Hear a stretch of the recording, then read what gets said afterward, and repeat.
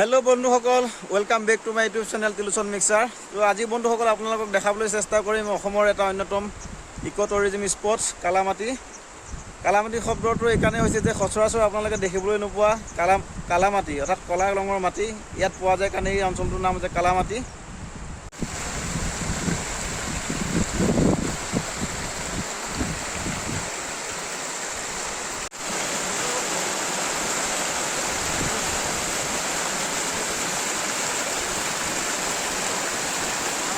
তো বন্ধুসকল দেখিবলৈ পাইছে মোৰ পিছফালে এইটো পাহাৰ, গোটেই পাহাৰটো মাটিখিনি হৈছে কলা ৰঙৰ আৰু সেইকাৰণে এই জেগাটো কালামাটি হিচাপে জনা যায়।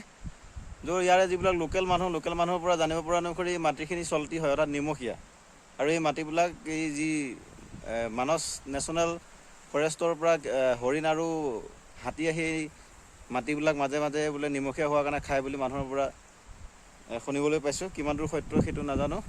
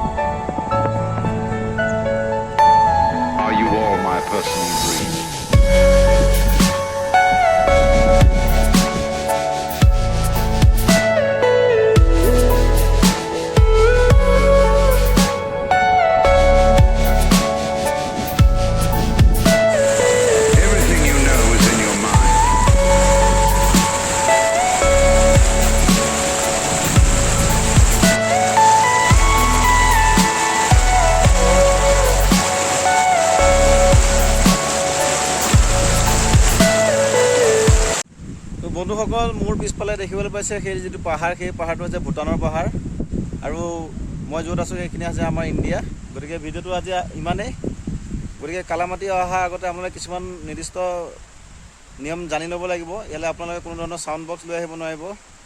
তো আপোনাৰ যদি বিষাদগ্ৰস্ত মনে আছে আপোনজনৰ সৈতে ইয়াত বনাই লৈ আহিলে বেছি ভাল।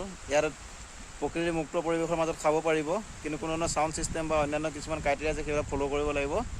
গতিকে আজিলৈ ইমানেই।